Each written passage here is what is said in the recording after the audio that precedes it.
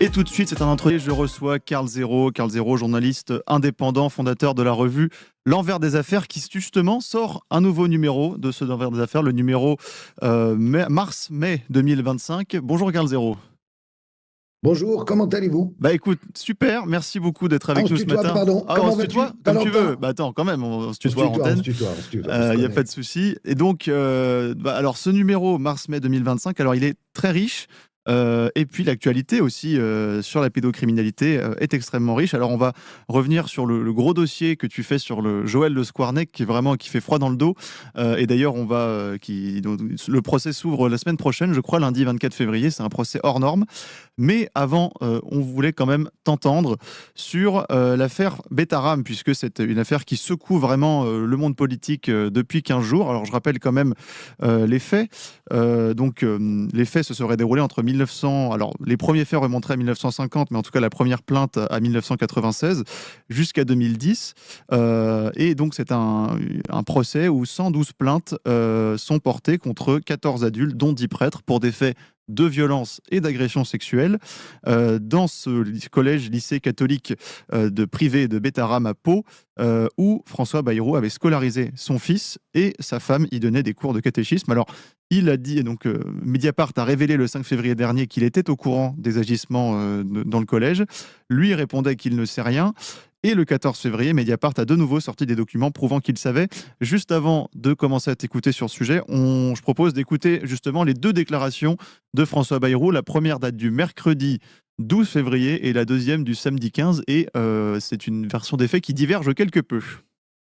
Madame la Présidente, Mesdames et Messieurs les députés, Monsieur le député, dès qu'il s'agit de faire de la polémique, on considère qu'on peut tout dire, soutenir n'importe quel argument. Excusez-moi, je vais redire ce que j'ai dit hier.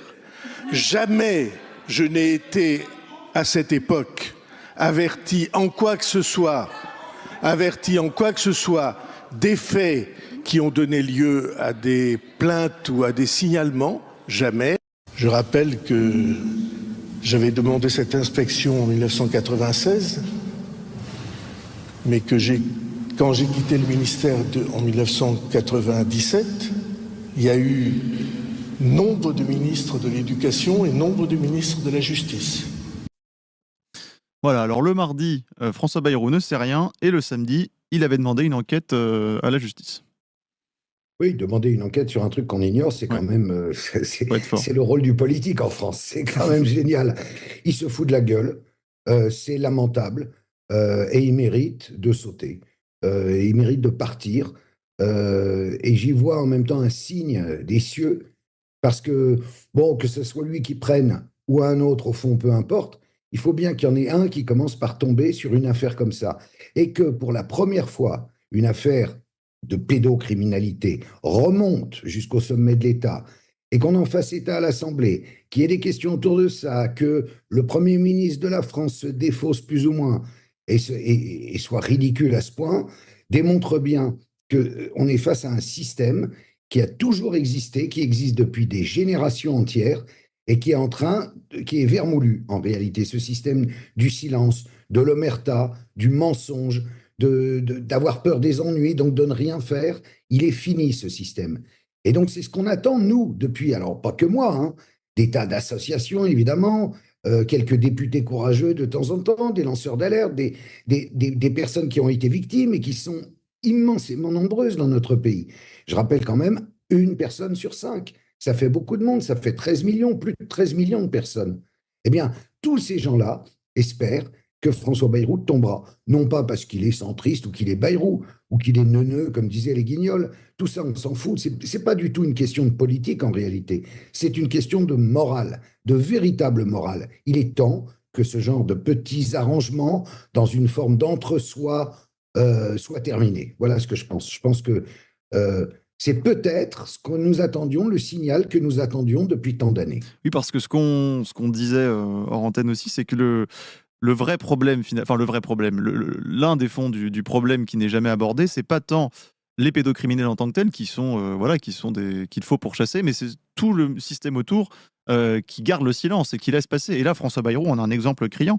Il nous dit, alors le prêtre, le père Caricart, qui lui était directeur de l'établissement, qui a été mis en examen pour viol en 98, qui s'est suicidé 2 ans plus tard. François Bayrou nous dit qu'il ne le connaissait pas, et finalement on apprend que la femme de François Bayrou était aux obsèques. Donc là, pareil, il y a toujours ce système d'omerta, et finalement on se demande ce que ça cache, quoi. Ben, ce que ça cache, c'est que le juge, on le sait depuis, puisque le juge s'est exprimé. Ségolène Royal l'a raconté également sur une chaîne. C'est quand même frappant, l'histoire. Ce père Caricart vient réveiller un gosse en pleine nuit pour lui dire que son père est mort. Et il dit, habille-toi vite, tu vas aller aux obsèques. Et il l'emmène dans la douche, il le savonne et il le viole. Et ça, il le sait, Bayrou. Mais bien qu'il le sache, il va couvrir l'affaire, il va faire en sorte que rien n'arrive à cette institution parce que on est dans le Béarn, parce qu'ils sont catholiques, parce que si, parce qu'il y a toujours des si en fait. Et en fait, c'est ces si, ces craintes qui font que des enfants continuent à être violés. Je rappelais hier que c'est un enfant toutes les 3 minutes. Mais un enfant toutes les 3 minutes, ça veut dire qu'il y a un violeur toutes les 3 minutes, mais aussi, à côté, forcément, quelqu'un qui sait, qui voit, et qui se bouche les oreilles, et qui se cache les yeux. Et c'est ces personnes-là qu'il faut convaincre que ça suffit. C'est ces personnes-là qui doivent oser l'ouvrir et dire les choses, parce que sinon les enfants ne sont pas protégés. Et donc le serpent indéfiniment se mord la queue. Voilà où on en est.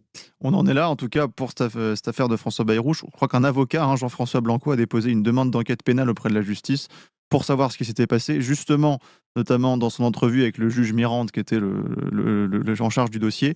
François Bayrou avait rencontré ce juge Mirande de manière informelle pendant la mise en examen du père Caricart. Alors, est-ce que tu penses que ça peut faire tomber ce François Bayrou? Parce que j'ai l'impression, en tout cas en lisant la presse aujourd'hui, que le sujet, c'est moins l'affaire François Bayrou-Betaram que il y a LFI qui s'en empare, donc c'est scandaleux parce que c'est un complot de l'extrême gauche. Non, c'est évidemment pas. Bon, évidemment, il y a de la politique politicienne, mais le fond de l'affaire, c'est pas un problème de politique, de LFI ou de que sais-je encore. Et parce que dans ce cas-là, ça voudrait dire que le Rassemblement national va soutenir Bayrou sur un terrain aussi indéfendable que celui de la pédocriminalité. Donc ça ne tient pas, tout le monde s'en rend parfaitement compte. Ce qu'il faut mettre à bas, c'est pas tel ou tel parti. Après, chacun choisit en fonction de ses croyances, Bon, ce qui est important, c'est qu'on comprenne au travers de cette histoire-là que on couvre depuis toujours les pédophiles. Et dans n'importe quel système, que ce soit le système catholique, le système scolaire, le système des ASE, on ferme les yeux, on fait comme si de rien n'était. Et c'est ça qui est insupportable. Et c'est là où on peut peut-être enfin, parce que si il démissionnait ou qu'il y avait une motion de censure qui tombait contre lui, alors peut-être ce ne serait pas ça le thème de la motion de censure, mais les gens se rallieraient à la motion de censure parce que il est mouillé jusqu'à l'os dans une histoire lamentable. Voilà la vérité. Voilà la vérité. Alors, on va entrer dans ce numéro de l'envers des affaires de mars-mai 2025. Là, il y a des très très gros dossiers. Alors, on parle de Raël, on parle il y a un débat sur le vote célibat des prêtres catholiques. Est-ce que ça empêcherait ou pas les abus sexuels dans l'Église? Et puis, il y a un très très gros dossier. Et là, c'est un dossier qui est dans l'actualité également, puisque son procès s'ouvre le 24 février prochain, donc lundi. C'est Joël Le Squarnec. Alors Joël Le Squarnec, c'est un ex-chirurgien qui opérait d'abord beaucoup sur les enfants, qui a exercé d'abord en Bretagne et puis ensuite en Charente-Maritime, et qui a été donc déclaré, condamné d'ailleurs pour viol déjà, mais le nombre de victimes et le nombre de viols est vraiment effarant. On dénombre, tu me dis si je me trompe, 312 victimes, 11 ans de moyenne d'âge pour les victimes, 111 viols aggravés, 189 agressions sexuelles, tout ça étalé sur 25 ans, de 1989 à 2014, ce qui en ferait, s'il était condamné, puisque pour l'instant il bénéficie toujours de la présomption d'innocence sur ce procès, ce qui en ferait le pire pédocriminel présumé de l'histoire française. Alors raconte-nous un petit peu toute cette affaire, parce que derrière il y a évidemment beaucoup de zones d'ombre. Alors, déjà, la première chose, on peut établir un lien avec l'affaire de Betaram dont on parlait avant, puisque en fait, le but de mon enquête dans l'envers des affaires sur cette affaire de Squarneck, c'est de démontrer que malgré les multiples alertes qu'il y a pu y avoir concernant ce chirurgien, rien n'a été fait. Et là, c'est quand même un système, je veux dire un système induré, quelque chose qu'il faut vraiment extraire de ce corps malade qu'est la France. C'est-à-dire que ce mec, pendant 25-30 ans, en fait c'est 30 ans, a pu violer impunément des gosses en salle de réveil ou même sur la table d'opération, puisqu'il était spécialiste de l'appendicite ou des péritonites. Donc il intervenait et puis évidemment on endormait les gosses et puis il profitait de cela. Et comment on a découvert qu'il avait fait tout ça? C'est pas les gosses qui l'ont raconté parce que la plupart ne s'en souvenaient pas. C'est lui qui, sadiquement, j'allais dire, méthodiquement en tout cas, notait dans des petits carnets ces actes non pas chirurgicaux, mais ces actes sexuels sur des enfants avec moult détails absolument atroces. Ces carnets sont je voulais publier en fait les carnets et puis c'est pas publiable, c'est Non. horrible. Déjà les extraits qui sont dans le dossier, je me permets d'en citer un. Alors déjà, il dédie ces textes, et là on ouvre les guillemets, à tous ses amis pédophiles qui sont l'objet de persécutions en France et dans le monde, et à tous ceux qui, comme lui, ont connu le bonheur d'une petite fille ou d'un petit garçon. C'est vraiment absolument atroce. Et on voit d'ailleurs que c'est quelqu'un qui est presque un militant de la pédophilie. C'est-à-dire que même on le voit dans d'autres extraits de son carnet, il ne comprend pas le mal qu'il y a à être pédophile. Et ça, c'est vraiment... On se dit que quelqu'un comme ça ne peut pas avoir, pendant 25 ans, exercé et fait ces choses horribles sans qu'il y ait quelqu'un qui ait au moins été au courant, parce qu'il le revendique dans ses carnets quand même. Mais alors, c'est ça le fond de l'histoire, et c'est là où les bras vont en tomber à nos auditeurs et aux lecteurs de l'envers des affaires. Il y a des gens qui se rendent compte qu'il est quand même extrêmement curieux, parce que ce que tu décris, ce que tu viens de décrire, c'est quand même un pervers qui est au niveau de la folie. On est face à un fou. Mais comme il présente bien, comme il est inclus dans une forme d'establishment là-bas en Bretagne, dans les différents hôpitaux où il exerce, quand même 18, hein, c'est pas rien, pendant une très longue carrière, tout va passer crème.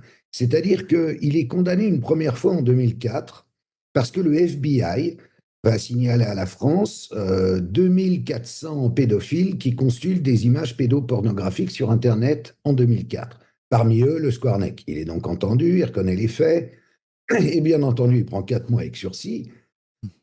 Et le tribunal de Vannes qui le condamne oublie. Alors là, on se pose des questions déjà. Il oublie de transmettre cette information qui est quand même cruciale à l'ordre des médecins. Mais l'ordre des médecins va quand même être mis au courant finalement, après quelques temps, et il va décider de ne rien faire du tout. Finalement, ils vont refiler la patate chaude des années plus tard à la DAS, qui à son tour décide de ne rien faire. Et quand l'info arrive finalement au ministère de la Santé, qui à l'époque était sous la houlette de M. Xavier Bertrand, ce même ministère de la Santé décide de ne rien faire. Donc, ça veut dire que tout le monde sait, parce que là, dans l'échelle, je veux dire, des gens censés le surveiller, censés le contenir ou le dire, bon, bah, vous arrêtez, c'est fini. Non, il n'y en a pas un qui a levé le petit doigt. Il y a un psychiatre courageux qui s'appelle Bonvalot, qui s'est fendu de lettres auprès du directeur de l'hôpital où ils exerçaient ensemble pour dire il a un problème, il faut arrêter. Et les différents directeurs d'hôpitaux qui ont été mis au courant des agissements de Le Squarneck ont jugé que bon, il était un excellent chirurgien et qu'il n'y a pas de raison de s'en faire et que finalement tout ça n'avait pas grande importance. Et là, ça rejoint Betaram aussi. C'est-à-dire que on considère il a violé un gosse, bon, bah, c'est des trucs qui peuvent arriver. Mais ça n'a aucun sens. C'est comme si on disait il a eu une panne de voiture, c'est des trucs il est en retard, ça peut arriver. Non, non, non, non, non, non. Et ça, c'est réellement c'est le système dans lequel non seulement on a grandi, mais qui est presque dans nos gènes, quoi. Et c'est ça qu'il faut arrêter. C'est-à-dire pourquoi, au nom de quoi, on dirait non, justement, il remplit bien sa fonction, et puis on avait besoin d'un chirurgien, et puis il est là, et donc on va pas faire de vagues. Voilà, il n'y a pas eu de vague, mais combien il y a eu de noyés? Absolument. Et donc, ni les hôpitaux en Bretagne, ni en Charente-Maritime, puisqu'après il va arriver à Jonzac, Bien sûr, la ne vont directrice de l'inquiéter. Jonzac. Non, non, mais elle le reçoit, elle le trouve formidable. Elle est bien, et lui-même, il dit, ah bah oui, j'ai oublié de vous dire, en 2004, j'ai été condamné, mais à l'époque, c'était pour détention d'images pédopornographiques, mais bon, j'étais mal dans ma peau, ça allait mal dans mon couple, enfin n'importe quoi. Elle dit, oui, oui, très bien, cher ami, vous reprendrez bien un petit whisky, et puis voilà. Mm. C'est comme ça que ça se passe, quoi. Et c'est ça qu'il faut arrêter. On est d'accord. Et d'ailleurs, ce qui est intéressant justement, et c'est pour ça que ce procès rentre dans l'actualité, c'est que le procureur de Lorient, qui est en charge du dossier, qui est en charge du procès, mène aussi, depuis octobre 2020, une enquête préliminaire contre X pour le chef d'abstention volontaire d'empêcher des crimes ou des délits contre l'intégrité physique. Donc, normalement, on espère que ce procès pourrait révéler certaines choses, puisque voilà, on voit que pendant 25 ans, il n'a pas été inquiété. Sa femme aussi, qui est partie après sa première condamnation en 2005, qui a disparu, qui s'est enfuie, n'a rien dit non plus à personne. Donc là encore, ça pose question. Et je crois que c'est même pire que ça, c'est qu'elle est parce que donc Joël Le Squarnec a déjà été condamné par la justice pour viol en 2019, de mémoire 2020, pour le viol de 2 de ses nièces. Oui, en fait, de quatre, il y avait aussi une petite Voilà. voisine et puis une autre, quatre petites filles. Et donc, il a pris 15 ans de réclusion criminelle. Et là, pour les 299 petites victimes pour lesquelles il va être jugé, il ne prendra maximum que 50 de plus. Donc, de toute façon, on sait déjà. Donc, on fait un procès dont on va vous rebattre les oreilles pendant 4 mois, parce que ça va durer 4 mois, qui a coûté 3 millions d'euros, parce que les 3 millions d'euros, il a fallu pousser les murs du tribunal de Vannes où ça va se tenir. Et finalement, ça ne se tient pas dans le cadre du tribunal, mais dans une annexe de l'université. Bref, c'est très cher, c'est très long, et on ne va pas juger les vrais coupables, parce que l'ordonnance que tu viens de citer, du procureur de Lorient, eh ben, elle est toujours en cours. L'enquête est toujours en cours. Ils ont entendu des gens, mais personne n'a rien vu. C'est l'homme qui a vu l'homme qui a vu l'ours. Donc, et c'est ça, au fond, moi, ce que je voudrais, c'est que à l'occasion de ce procès-là, on fasse non pas le procès uniquement. Évidemment, les victimes ont le droit, tu vois, d'être en face de lui, etc. Même si beaucoup ne s'en souviennent pas, même si beaucoup ça. Enfin, en même temps, bon, il y a beaucoup à dire aussi sur les victimes, parce que la plupart avaient aucun souvenir de ça. Et quand les gendarmes ont déboulé chez elle pour leur dire ben voilà, regardez, là, c'est dans les carnets, c'est bien vous, vous aviez 8 ans, il vous a fait ci, ils sont tombés de leur chaise et elles l'ont assez mal vécu en réalité. Donc certaines n'ont pas souhaité poursuivre. C'est pour ça qu'on est passé de 312 victimes à 299. Et puis les autres se sont expliqués énormément de choses de leur vie, puisque ce sont des faits qui remontent quand même, pour certains, à très longtemps. Et elles ont compris aussi ce que ce viol, dont elles n'étaient pas conscientes à ce moment-là, a pu avoir comme effet sur leur vie passée depuis. C'est-à-dire même sexuellement, même au niveau des dépressions, au niveau de... Bon, enfin, on ne va pas rentrer dans les détails, mais chacun sait qu'un enfant qui a été violé, et c'est là où on découvre que même s'il n'en a pas été conscient sur le moment, ça a joué énormément par la suite. Donc, évidemment, ça, c'est très important. Mais pour moi, encore plus important, le silence. Le jugement de cet omerta, le jugement de ces gens très, comment on dit, très frileux, très peureux, qui veulent pas que ça bouge, qui savent, mais qui préfèrent fermer les yeux. C'est cela, au fond, qu'on devrait juger. Oui, Et malheureusement, je crains qu'on n'en parle pas beaucoup pendant ce procès-là. Parce que tous les jours, à la radio, chez vous, partout, on va dire, ah bah, un tel a été entendu, il a raconté tel. Bon. Mais ce n'est pas ça, au fond, le plus important. Le plus important, c'est que ces personnes qui étaient en charge de surveiller ce médecin, ce chirurgien, quand même, qui traitait un nombre d'enfants considérable, n'ait pas été en mesure de l'arrêter. Oui, parce que on va quand même revenir dans les détails de ce procès, enfin de cette affaire. Le Squarnec était connu pour réclamer, même auprès des infirmières, d'opérer seul et d'être absolument seul dans la table d'opération, ce qui est quand même pas très commun. Il était également, alors tous les hôpitaux, toutes les personnes interrogées dans l'hôpital expliquent qu'elles ne se doutaient de rien, qu'elles n'ont rien vu de suspect chez lui, que jamais il ne s'est fait attraper, alors que lui-même note dans ses carnets noirs l'arrivée, l'interruption de ces actes par des brancardiers, par des gens qui viennent pendant la salle d'opération, ce qui peut arriver aussi. Et là, personne ne dit n'avoir rien vu. Et en plus de ça, donc on se dit qu'il y a un système du silence. Là, c'est pas possible que pendant 25 ans, personne ne soit douté de rien. En fait, le problème, effectivement, comme tu dis, le risque, c'est qu'on va fabriquer ce monstre médiatique pour faire vendre aussi des journaux, jouer sur les peurs, et on aura eu raison de le faire. Mais c'est vrai qu'on va peut-être évacuer la chose essentielle, qui est qu'il ne faut jamais que un tel monstre puisse avoir de nouveau toute la latitude d'opérer sur autant d'années. Voilà, et c'est cela, au fond, qui est important, parce qu'au-delà des législations, des lois éventuelles qu'on pourrait demander, et qui sont très importantes, évidemment, quand on avait fait 1 sur 5, on demandait 13 mesures d'urgence, il n'y en a pas une qui a été appliquée. Le juge Durand avec la Civis a essayé également, ça n'a pas été appliqué non plus. Personne n'en a rien à foutre. Alors peut-être que ce n'est pas les lois, peut-être que c'est simplement une prise de conscience généralisée de chacun d'entre nous, de dire, si j'ai un doute, si j'assiste à un truc bizarre, il faut que je réfère, il faut que je le dise, il faut que je fasse fi, que j'oublie les éventuels problèmes que ça va créer, et il faut que j'aille au bout. Il s'agit d'un enfant, il s'agit d'une vie, et il s'agit d'une vie qui après sera brisée. Donc, il est de mon devoir. Alors, je sais que ça ne se fait pas de nos jours, on ne parle plus de morale, on ne parle plus de rien, mais c'est très, très important, évidemment. C'est-à-dire, c'est à chacun de nous de prendre conscience aussi, et d'avoir les couilles, excusez-moi l'expression, d'en faire état. Parce que, effectivement, ces gens qui ont dérangé le Squarneck, qui était en train de violer un petit enfant, ils ont refermé la porte, et puis ils ont avalé ça, et hop, ils ont mis leur cravate par-dessus, puis au revoir. Et c'est pas bien. C'est pas bien. Et ils auront un problème, ne serait-ce qu'avec leur conscience. Ils l'ont déjà. Ils se disent, bon, bah, j'ai rien fait. Mais maintenant, il faut que ça devienne normal de faire quelque chose. Sinon, on n'en sortira jamais. Jamais. Absolument. Et donc, ça nous donne un peu aussi l'occasion de revenir sur le bilan. Alors, tu as publié une vidéo qui a beaucoup marché sur les réseaux sociaux en reprenant l'affaire Bayrou, mais surtout pour expliquer le bilan d'Emmanuel Macron en tant que chef d'État sur cette question de la protection des enfants.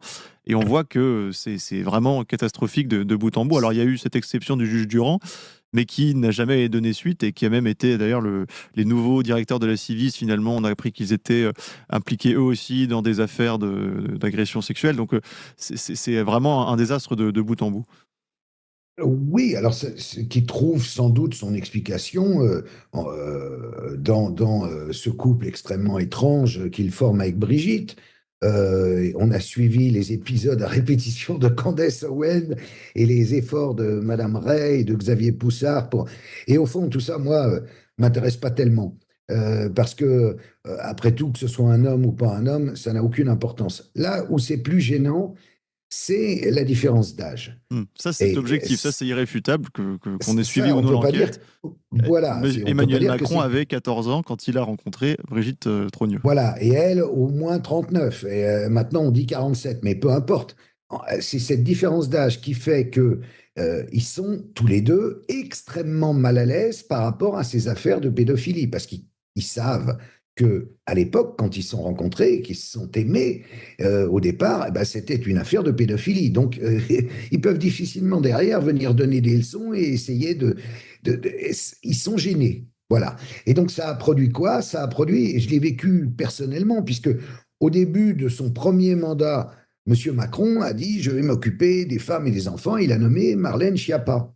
Et donc, avec Omer Assélier qui dirige Innocence en danger, je suis allé un jour au ministère voir Madame Schiappa pour lui expliquer le problème concernant les enfants, en disant c'est bien de défendre des femmes, mais il faut aussi défendre les enfants. Elle nous a écoutés. Et puis à l'issue de c'était un repas, à l'issue de ce repas, et elle m'a fait comprendre que ça serait compliqué. Et j'ai dit pourquoi? Elle m'a dit à cause justement de l'origine du couple et de la différence d'âge. Marlène Schiappa t'a dit ça. Marlène Schiappa t'a dit ça va être compliqué. Et elle m'a dit ça va être compliqué. Et ça a été effectivement compliqué. Par la suite, alors il y a eu ce livre autour de M. Duhamel qui violait le fils Kouchner dans sa résidence de Sanary je dirais pas sous la houlette d'Élisabeth Guigou, mais qui n'était pas loin, puisqu'elle était invitée, donc elle voyait aussi forcément, et elle s'est tue, elle était quand même, elle avait été garde des Sceaux au moment de l'affaire de Zandvoort, elle avait caché le CD, enfin bref, tout ça est un petit monde, cette élite qui donne des leçons de morale et qui veut pas en recevoir. Donc c'est fascinant. Et donc Macron il y a eu ce moment assez marrant où, suite à la sortie de ce bouquin, alors il a fait une vidéo, on vous croit, en pleurant à moitié et tout, en disant on va vous défendre et tout. Et là, on crée la Civise. Très bien. On nomme le juge Durand, qui était à Bobigny, qui était formidable, et c'était une excellente idée. C'était même tellement une excellente idée qu'au bout de 3 ans, ils l'ont viré. Parce qu'ils s'attendaient, comme en général dans ce genre de commission Théodule, on ne fout rien, à ce qu'il ne fasse rien. Toutes les autres commissions n'ont jamais rien fait. Là, pour une fois, il y en avait une qui faisait quelque chose. Eh ben, ils l'ont viré pour le remercier. Puis ils ont nommé, comme tu l'as dit, des gens alors vraiment assez bizarres. Ils l'ont viré contre tous les avis. Nous, on avait reçu des membres de la Civise à l'époque. Contre tous mais l'avis des membres de la Civise, Arnaud Gallet. Mais évidemment, ouais. Mais bien sûr. Alors que ce mec était formidable. Et ils l'ont jeté. Bon, après, on parlait de Guigou. Il avait précédemment, avant le juge Durand, nommé quand même Élisabeth Guigou à la tête de cette même commission contre l'inceste. Ce qui n'a absolument aucun sens, puisqu'elle était amie avec Olivier Duhamel, et que, comme je le rappelais à l'instant, dans l'affaire du CD-ROM de Zandvoort, elle l'avait reçu. C'était donc, pour rappeler, c'était un CD-ROM où il y avait, qui avait été retrouvé en Belgique, non pas en Belgique, en Hollande, et sur lequel figuraient des tas d'enfants, des scènes de viol, etc. Bon, et donc il y avait eu la police avait fait extrait les têtes de tous les enfants, et il avait montré, les gens avaient souhaité aller voir ce fichier, et ils avaient reconnu leur enfant, et la police leur avait dit, ah ben non, c'est des sosies. Et il y en avait 62. Alors 62 sosies, c'est quand même beaucoup. Donc ces gens-là ont été totalement baladés par non seulement les gendarmes, mais la justice au-dessus. Et Élisabeth Guigou a dit, ah mais je n'ai jamais reçu le CD-ROM, puis il a été prouvé par la suite qu'elle avait reçu ce CD-ROM, qu'elle était au courant depuis belle lurette et qu'elle l'avait juste enterré. Et c'est elle qu'on avait nommée à la tête de la... Et après, alors qu'est-ce qu'il fait encore notre Macron? Il nomme Dupond-Moretti garde des Sceaux, mais c'est pas possible. Dupond-Moretti, c'est celui qui a retourné l'affaire d'Outreau, qui était, rappelons-le, l'affaire d'enfants violés dans le cadre d'un réseau. Et ensuite, ils nous ont expliqué que pas du tout, les enfants n'avaient pas été violés et que les pauvres qui avaient été jugés coupables méritaient d'être acquittés, ce qu'ils ont été, et largement, largement rémunérés, 300 000 € chacun pour avoir été accusés à tort.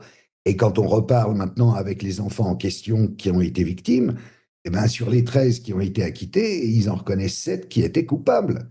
Donc, et ça, c'est quand même signé Dupond-Moretti.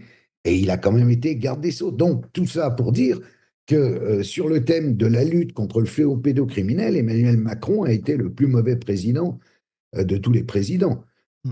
Tu pourras me dire sur d'autres domaines aussi, mais enfin, oui, là, ça ne rentre pas dans le cadre de mes recherches. C'est particulièrement grave. Il y a d'autres sujets dans l'envers des affaires dans ce numéro qui est vraiment d'ailleurs très riche. Hein. Il faut vous le procurer parce qu'il y a des révélations sur le Square Neck. Il n'y en a pas que. Il y a aussi cette affaire dont tu parles pendant l'entretien sur le vœu de célibat des prêtres avec l'abbé Pierre, puisqu'il se trouve que tu as interviewé l'abbé Pierre à un moment donné où on n'avait pas du tout ces révélations de scandales sexuels. Ah bah oui. Et donc, voilà, ça a dû être quand même une sorte de choc pour toi, de te rendre compte que cet homme qui était à l'époque présenté comme un saint, qui était une des personnalités préférées des Français, finalement, lui aussi cachait une face extrêmement sombre.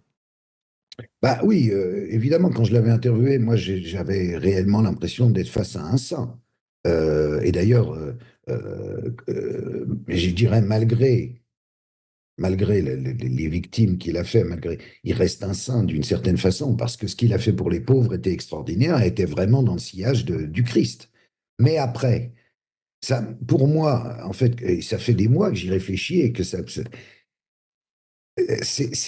pose véritablement, même si beaucoup de personnes me disent pas du tout, tu fais fausse route et tout, moi je reste persuadé que ça pose la question de ce vœu de chasteté, de ce vœu de célibat des prêtres catholiques. Et donc, je m'en entretiens dans le magazine avec, parce qu'il a démissionné à ce moment-là, avec l'ex-père Jasseron, qui était un peu l'idole de TikTok, le curé dynamique et moderne et progressiste et tout ce qu'on veut, et qui a depuis a quitté la prêtrise. Et je me suis demandé déjà si c'était parce qu'il avait envie de se marier, parce qu'il avait envie, ou même, soyons fous, d'être homosexuel, parce que moi, ça ne me gênerait pas qu'il y ait des prêtres homosexuels qui aient droit d'avoir une vie homosexuelle à côté. Je veux dire, ça retire rien à la qualité de leur prêtrise, il me semble. Et si on a eu tant d'abus sexuels dans l'Église, c'est quand même bien. Je veux dire, 300 000, même 330 000 selon le rapport Sauvé, c'est quand même pas rien. Donc ça veut bien dire qu'il y avait un problème par rapport à ça. Que ces hommes, puisque déjà on dit il faut que ça soit uniquement des hommes. Pourquoi il n'y a pas des femmes? Première question. Parce que Jésus était un homme. Ça n'a plus de sens aujourd'hui. Ce qui est important, c'est ça n'a plus de c'est sens de que Jésus soit un délivrer. homme aujourd'hui. Non, Ah oui, que les prêtres soient uniquement des hommes. oui. Je veux Bon, dire, c'est un débat ça pourrait. qui est très large. Non, mais Oui. Oui, non, oui. mais moi, je donne mon sentiment. Non, mais Hein. Après, bien sûr, voilà. En tout cas, mon oui, sentiment, oui, il est pas forcément autorisé par le Vatican. Hein. c'est sûr. Mais je dis mon sentiment. Je dis, il faut se reposer cette question-là, en fait, qui est celle de la sexualité des prêtres. Il faut qu'ils aient droit à une sexualité. Ceux qui le désirent. Il y a des gens, ça les intéresse pas, ça les intéresse pas. Mais les gens que ça intéresse, pourquoi ils feraient semblant d'être justement des petits saints ou d'être des êtres de pure lumière s'ils n'en sont pas? Ça crée des situations comme celle de l'abbé Pierre, et à un niveau, mais alors astronomique, là. On pourrait répondre aussi que, d'une part, il y a des scandales sexuels dans d'autres religions, dans d'autres chefs religieux qui ont le droit de se marier. Les imams, les rabbins, là, je crois qu'il y a eu un énorme scandale pédocriminel, je crois que c'était en Israël, ou en tout cas fait par des religieux juifs ou une secte juive, Ouais. donc ont le Ah non, mais droit de se marier. Donc, non, mais c'est intéressant parce que on n'est pas dans un concours. Hein. on est bien d'accord, mais simplement, il y a d'autres religions qui ont le droit de se marier, chefs religieux qui ont le droit de se marier, et ça n'empêche pas les scandales sexuels. D'ailleurs, je crois que c'est un petit peu ce que répond l'ancien prêtre Mathieu Jasseron. Et aussi que l'Église est une des rares organisations à avoir eu le courage, en tout cas, de se plonger là-dedans et de faire son mea culpa, là où d'autres religions ont préféré mettre la poussière sous le tapis. Ça, c'est tout à fait vrai. Ouais. Ils ont fait cette opération main propre. Après, pour moi, à l'occasion de cette affaire de l'abbé Pierre, qui est quand même effrayante et qui est très décevante, c'était l'occasion, ou c'est l'occasion, de remettre vraiment sur la table ce problème du célibat des prêtres. En disant, bon, on va permettre à ceux qui ont envie d'avoir une vie sexuelle de l'avoir, sans que pour autant, ça leur retire leur fonction de prêtre. Et tu verras que sans doute grâce à ça, il y aura plus d'ordinateurs, parce qu'on parle de quoi? 80 prêtres par an. 80 nouveaux prêtres par an sur combien on est? 66 millions. On est plus C'est quand 66 même une millions de religion. catholiques. Alors on va dire combien de catholiques? La moitié, j'en sais 30 rien. millions, 30 oui. millions. Non, mais c'était pour taquiner. Non, mais d'accord, mais 80 personnes. Ouais. Je pense qu'il y en aura plus si on dit, bon, on évolue, on a le droit d'avoir... moi, je regarde les orthodoxes, ils ont le droit, je regarde les chrétiens d'Orient, ils ont le droit de se marier. Bon, alors peut-être je pousse un peu en disant ici, ils sont homosexuels, mais en même temps, malheureusement, le lien entre... alors là aussi, c'est touchy, hein, je sais bien, mais moi, je sais en tout cas qu'à ma génération, c'était comme ça que ça se passait. C'est-à-dire que la génération est dans l'univers. On rejoint Bayrou là encore. Si parmi les enfants, il y en avait un dont on sentait qu'il ferait un homosexuel, eh ben on le poussait vers le séminaire. Je suis désolé. Alors, je sais bien que ça fait tâche de dire ça, mais c'est la vérité. Et après, advenait ce qui pouvait advenir. Donc, c'était stupide. C'était stupide. S'il y a la foi qui est là, peu importe, à côté, qu'il y ait une vie sexuelle du monsieur ou de la dame en question. Voilà mon sentiment. Bon, il est temps de bouger ça. Ce sont des débats, en Je tout sais cas, que c'est des débats qu'il faut avoir. En tout cas, beaucoup de catholiques ne sont pas d'accord avec moi. Oui, non, mais puis là, en tout cas, c'est des questions qu'il faut avoir, puisque c'est des questions qui sont contemporaines. Donc, ne pas poser ces questions, refuser d'y répondre, ce n'est pas du tout régler le problème, et ce sont des questions qui se posent aujourd'hui, donc il faut, si les gens posent des questions, il faut y répondre, hein, tout simplement.